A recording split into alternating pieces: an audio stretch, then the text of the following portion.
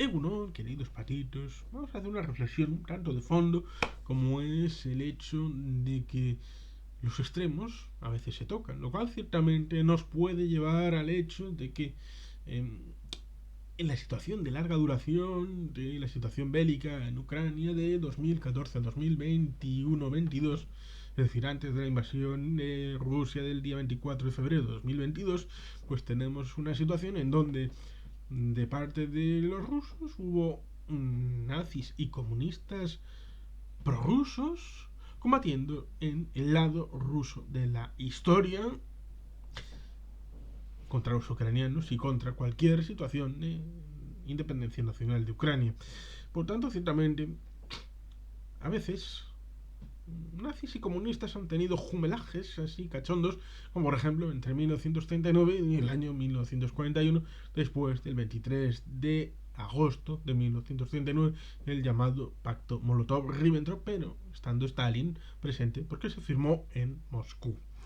Y ciertamente hubo desfiles en Brest-Litovsk y el elemento hidrocarburos llegó a través de Brest a la otra Brest, a Francia, y siendo cargado en los aviones que lucharon en la batalla de Inglaterra, los nazis, los Stuka y toda la demás parafernalia y panoplia de armas aéreas nazis, bombardeando Coventry, Londres, todo eso está regado con el petróleo soviético, y los buques que alimentaron el Reino Unido en 1940 en el Atlántico, siendo regados los submarinos nazis, los U-Boot en la Kriegsmarine, la manada de lobos, siendo regados con el hidrocarburo de la Unión de Repúblicas Socialistas Soviéticas, nazis y comunistas unidos en el mal.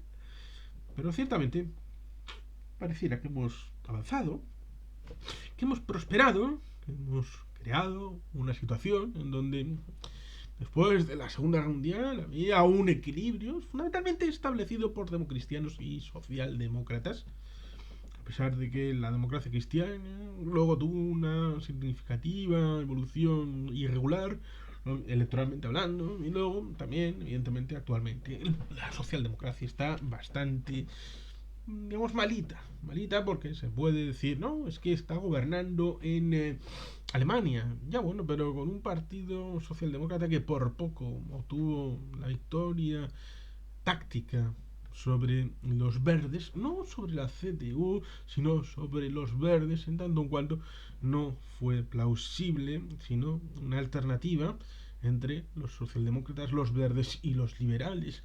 Pero tuvo que ser de tres, cuando en 1998 fue de dos, Gerhard Schröder y el señor líder de los verdes, Diegone, que luego pues se pasó a otras circunstancias, a pesar de que el líder de los socialdemócratas hizo algo completamente distinto, como es venderse a los rusos y estar en Rosneft y en el consejo de administración de Nord Stream. Pero bueno, ciertamente las personas pues hacen lo que hacen, y realmente resulta alucinante en tanto en cuanto, como digo, en aquel momento los gobiernos rojo y verde eran a dos, y ahora para que Olaf Scholz tenga el gobierno ha tenido que ser a tres. Esa es la debilidad del Partido Socialdemócrata. Y hasta hace bien poco, Sanna Marin era la primera ministra de Finlandia, y también había gobierno socialdemócrata en Suecia. Pues ya no lo hay, ni en Suecia ni en Finlandia. Y pareciera que Antonio Costa y Antonio Sánchez, digo Pedro Sánchez, es que Mario Draghi, ¿cómo las lías, verdad? Pues ciertamente en España y Portugal es donde permanece el núcleo duro de la socialdemocracia en el ámbito europeo. Por lo tanto, ciertamente son tiempos difíciles para los cauces centrales de las ideas que han vertebrado la Europa de posguerra en el segundo término del siglo XX. Pues ciertamente ahí tenemos un asunto donde empieza el problema. ¿Cuál es el problema? Pues el problema ciertamente que hay algunos que piensan que el comunismo va a construir el fin del mundo. El mundo se va a acabar porque el comunismo va a llegar. Esto pareciera Fernando Arrabal diciendo el milenarismo va a llegar en aquella sesión de televisión española con Fernando Sánchez Dragó cayéndose en una mesa de cristal, menos mal que no se rompió, y en aquel año 1989, si no recuerdo mal, de tal importante cambio para el fin de la Unión Soviética a través de la caída del muro de Berlín y muchas otras cosas. El año del cambio, podríamos decir, 1989, el año del cambio. Qué nombre más bonito para un libro. Bueno, ya llegaremos tal vez algún día a eso. Pero bueno, ciertamente, aquellos que hablan de que el comunismo va a destruir el mundo son los que piensan que cualquier fórmula que ligue presupuesto público y beneficio de cualquier colectivo es comunismo. Porque, ciertamente, el nombre de las palabras tiene importancia y el contenido que se le quiera dar, porque MAGA, y no digo el femenino de mago, sino Make America Great Again, la idea aquella de la gorra de Donald Trump en la campaña de 2016, que ciertamente perdió para ganar o ganó para perder, porque Hillary Rodham Clinton, tuvo 3 millones más de votos que Donald J. Trump. Pero una elección presidencial en Estados Unidos no es una elección directa, es una elección indirecta en donde se elige no al presidente sino al colegio electoral que luego elige al presidente. Por tanto, ciertamente, cuando Joseph Robinette Biden Jr. en el año 2020, el primer martes después del primer lunes de noviembre, obtuvo 7 millones más que Donald J. Trump, 7 millones más, no necesariamente era una victoria en el colegio electoral, que en este caso sí acompañó. Hubo una victoria en ambos dos, pero podía haber pasado lo mismo que con Hillary Rodham Clinton en el año 2016, en donde hubo una victoria clara, nítida, prístina en votantes, pero la quiromancia electoral, el gerrymandering de los distritos y de las situaciones y de todo esto, de el voto en las diferentes circunscripciones, como son los estados, pues significó que la suma de los votos en el colegio electoral era finalmente favorable a Trump en 2016 y contrario en 2020. Pero como digo, es una elección indirecta. Una elección indirecta, lo mismo que tenemos en otros momentos y en otros lugares. Pero pareciera, para algunos trumpistas, que si ganaba Trump en 2020, todo estaba chachipiruli. Pero si no ganaba, entonces el sistema estaba corrupto y no había que hacerle caso. Lo cual ciertamente es alucinante porque luego se ha podido ver lo mismo en Brasil y ha habido también conatos en Austria cuando hubo una elección presidencial que ganaron los verdes, un candidato, bueno, es independiente, pero venía de la mano de los verdes, y también en España, lo cual resulta curioso que se establezca esa idea respecto a Indra, no, es que Indra conta y luego manipulación, el tema informático, lo otro, más allá. A ver, muchachos, el voto por correo llega clarísimamente, llega no a una sala oscura, llega el día de las elecciones, está gestionado y además se puede ver claramente quién ha emitido y se puede ver en el censo electoral.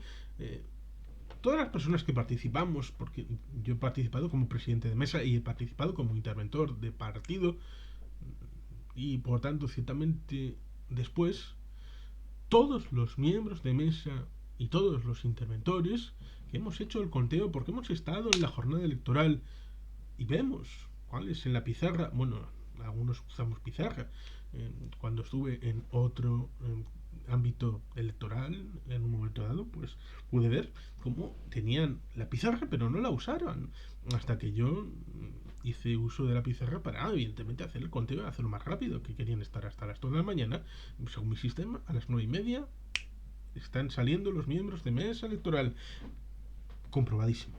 Pero bueno, el asunto está en el que después hay la posibilidad de comprobar y cotejar cada mesa de todo el sistema electoral y cada miembro de mesa que haya hecho la cotejación en un papeluco en su mesa electoral en la que haya estado o que haya sido interventor en X mesa puede ir luego a los resultados subidos y compararlos y decir, oye, que no son los que tengo yo, y después, con esos números, hacer el global, hacer tu propia evolución del asunto, hacer tu propio elemento de conversión de resultados a electos.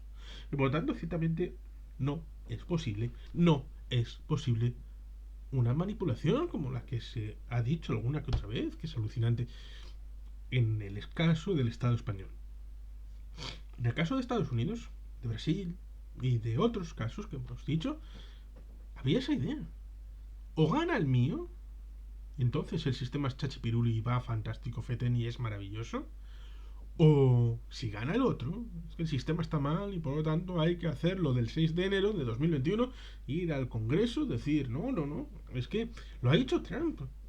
Hace poco ha dicho que Mike Pence fue el responsable del 6 de enero, porque claro, es que no reconoció la problemática respecto a la asunción de los resultados auténticos frente a lo que estaban trayendo ese 6 de enero en los Estados Unidos de América. Por tanto, si Mike Pence hubiera dicho aceptamos los mensajes que Donald Trump nos dice que son los verdaderos resultados de Nevada, de Georgia y de otros estados, entonces no hubiera habido asalto al Congreso. Ya, bueno, es que entonces si hubieran aceptado los miembros de UCD en 1980 lo que ciertos lobbies de presión querían, entonces igual el 23F no hubiera existido. Y si lo que los componentes del gobierno de Armada hubieran tenido posibilidades de acceder al gobierno antes de 1981, quitando de en medio a Adolfo Suárez González, entonces igual no hubiera habido 23F. Y si la lista de Alfonso Armada se hubiera votado el 23 de febrero en vez de la investidura por segunda vez del señor Leopoldo Calvo Sotelo, entonces igual el 23F hubiera durado menos. Eso son formas muy sui generis y pintorescas y hasta saltimanquis de ver la historia y la realidad. Lo cual ciertamente es alucinante, pero como digo, vamos al inicio. El inicio es el hecho de que se diga, no, el comunismo está llegando. ¿El comunismo qué es? El comunismo es lo que yo diga. Es un poco como la fe del carbonero. Aquello de un diablo que baja a la tierra y dice, bueno, voy a coger a ese carbonero que es el pilar central de la creencia eclesiástica para quitarles un pilar fundamental, porque ese es el único que tiene una fe verdadera y rígida. ¿Vale? Voy a tentarle. Va el señor Satán a tentarle al señor Carbonero y le dice, venga usted, ¿qué cree usted? Yo creo lo que cree la Santa Madre Iglesia. Bueno, vamos a probar. ¿Qué cree la Santa Madre Iglesia Católica? Oh, lo que yo creo. Y así un argumento circular autorreferencial en donde no existe posibilidad de penetrar ni de meter la cuchara porque no existe argumento, sino es la fe del carbonero. Así se llama a este elemento. Y por tanto, ciertamente, cuando se tiene esa idea, cuando resulta curioso porque precisamente es la derecha plus plus y no la izquierda plus plus la que está en medio del asunto, porque tenemos a Putin en el Kremlin. Tenemos la posibilidad de que Buda no lo quiera. Tenemos la posibilidad de que en 2024 vuelva Donald J. Trump a la Casa Blanca. Estaba la posibilidad de que Bolsonaro siguiera un segundo mandato en Brasil. Tenemos la situación que hay en China, donde Xi Jinping, que de comunista tiene lo que Buda de santo católico, pues el tercer mandato para seguir gobernando con una prestancia muy autoritaria y totalitaria. A diferencia, curiosamente, del Partido Comunista de Vietnam, que a la división de figuras, es el presidente de la Asamblea, el presidente del partido, el líder del el jefe de Estado, digamos que hay un germen, tal vez, de una evolución futura del régimen, sobre todo cuando en este siglo XXI el 97% de los vietnamitas adoran el capitalismo, lo cual ciertamente es alucinante porque, como dije en algún artículo, en larga duración, en una visión de amplio espectro, en realidad los soviéticos perdieron en Afganistán, pero por mucho, y en realidad los estadounidenses acabaron ganando la guerra en Vietnam. Porque al fin y al cabo ahora Vietnam trata de ser socio de la India, porque no puede ser socio claramente y abiertamente a pesar de que ha recibido visitas de presidentes de los Estados Unidos en Hanoi y en Ho Chi Minh City. Sí, para mí sigue siendo Saigon, pero bueno, no pasa nada. Lo mismo que la memoria puede establecer falsas percepciones. Hay gente que piensa, oh, los Estados Unidos perdieron la guerra de Vietnam. Bueno, ¿por qué? Se retiraron con un acuerdo de paz en 1973. Luego tuvieron que retirarse de Saigón porque el régimen de Vietnam del Sur cayó. Pero técnicamente no, es una derrota de Estados Unidos. Pero la gente no lo aceptará. Lo mismo que la gente no debería aceptar el hecho de que Rusia ya ha perdido en Ucrania. Da igual cómo termine. Ya ha perdido en Ucrania. Lo mismo que perdió técnicamente en Finlandia en 1939. ¿Por qué? Porque en 1939 y 1940 se metieron a tratar de recuperar el ducado de Finlandia y eso significó que Finlandia perdió el 10%, pero Finlandia ya está en la OTAN y está en la Unión Europea. Es una derrota estratégica cara al futuro. Lo estratégico y lo táctico a veces tienen sus circunstancias y, como digo, lo importante en las democracias occidentales debía ser y era, en el periodo de la continuación de después de la Segunda Guerra Mundial, ese acuerdo sobre el estado de bienestar que fue fraguado entre los democristianos y los socialdemócratas. Espacios amplios de convergencia de grandes mayorías en donde había elementos que eran compartidos y no estaban en cuestión en lo concupisciente, en lo electoralmente establecido, para ganar un curul en una elección legislativa o para ganar una elección presidencial. Tenemos los padres de Europa, entre ellos está Henry Spack, que fue miembro de la Unión Europea y miembro de la OTAN. De las dos organizaciones. Y por tanto, ciertamente, resulta llamativo el pensamiento de algunos para tener esa forma de construcción de una historia, de un trayecto, de un tracto, de este belga, simplemente con este personaje, con esta personalidad belga, este Henry Spack, ya lo destruye hasta sus mismas bases. Porque ciertamente ese elemento se ha diluido últimamente. Pareciera, para algunos, sobre todo para los más fachos, que es posible, es planteable, es plausible y además deseable poner en cuestión cualquier elemento que pueda arañar votos. Que pueda decir a una persona como si fuera un mexicano, cabrones, cabrones, ustedes me engañaron, díjole, bueno, no. Poner en contra el ámbito del sistema como la globalidad, como un nosotros y un ellos, significa poner en cuestión las estructuras básicas del Estado, lo cual lleva al hecho fundamental de que piense uno, para ganar a aquellos tenemos que hacer cualquier cosa para impedir que ellos sigan gobernando. Porque si ellos siguen gobernando, entonces nuestro país va a destruirse, nuestra comunidad va a morir y nuestro modo de vida va a desaparecer de la faz de la tierra. Porque ellos están contra nosotros. No existe ningún elemento de conexión entre nosotros y ellos, a pesar de estar cubiertos bajo el mismo aura del mismo Estado. Pero un Estado carente de vínculos, carente de empalmes y empastes de la ciudadanía. Y ese drenaje ha sido favorecido e impulsado también por ellos.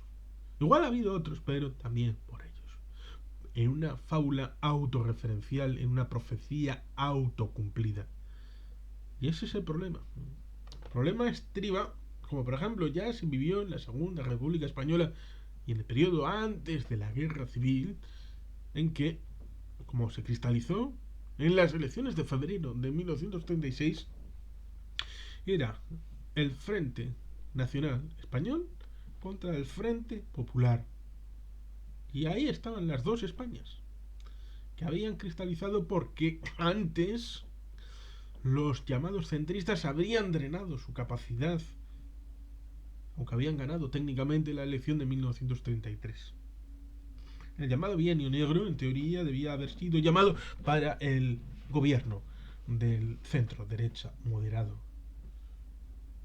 Pero los extremos fueron haciéndose poderosos, fueron quitando de en medio, desbrozando la posibilidad de cauces de entendimiento entre los cauces centrales de la Segunda República en España.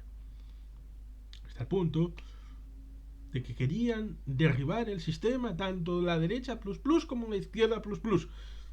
Y ciertamente pensaron que no era posible reformar el sistema desde dentro, sino que había que buscar atajos fuera del propio sistema para hacer corrección del propio sistema. Es decir, lo que Tarradellas habló en 1980 respecto a esa corrección del sistema, un pequeño ajuste como en 1958 con la operación de Gol, que dice Jesús Palacios que fue lo que pasó el 23 de febrero de 1981 en España.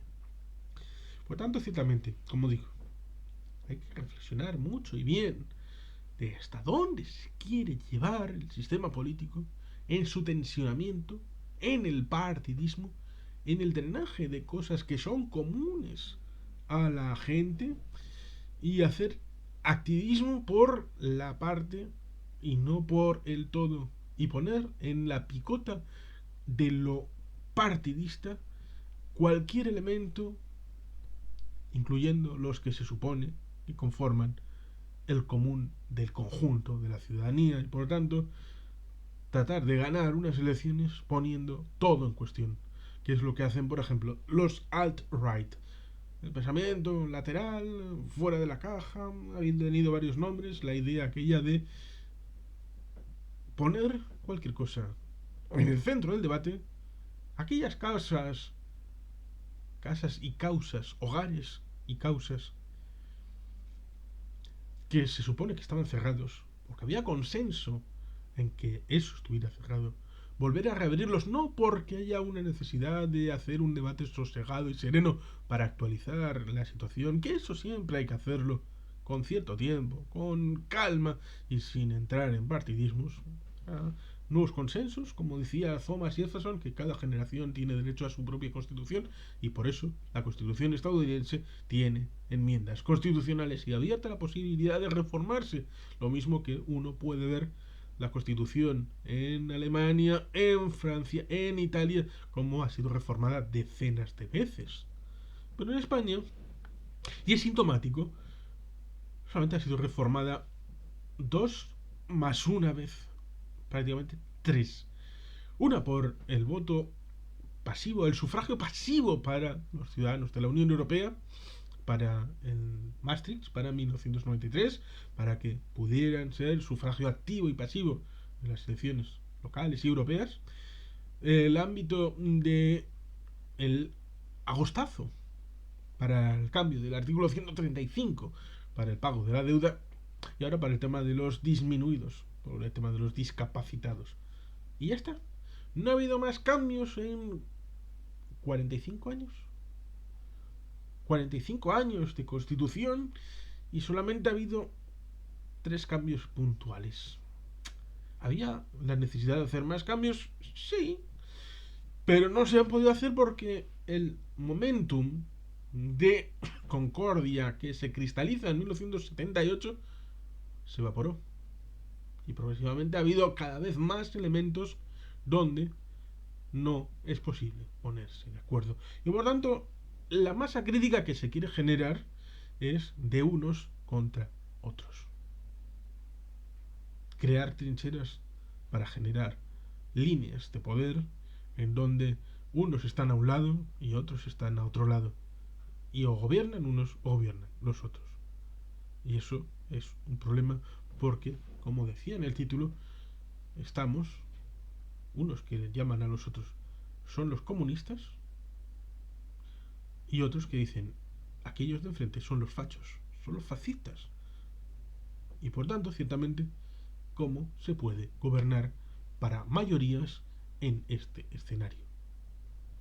Ese es el mayor problema que uno pudiera pensar, porque sería como volver a unas elecciones tipo febrero de 1936 y al mundo en el que había en 1934-1936. Digo 1934 por la situación respecto a Austria, que hacía un año que estaba Hitler en el poder, el tema de Italia, que hacía ya 12 años que Mussolini estaba en el poder. Europa era convulsa, estaba complicada la cosa, y por tanto, ciertamente, hay quien desea volver a ese año, volver a esa circunstancia, para, en el río revuelto, ganancias de pescadores. Hay que tener cuidado con esos pescadores, saber identificarlos y tenerlos vigilados, por el bien del común. Y sin más, queridos patitos, es que ricasco, agur probat, beti gelpean.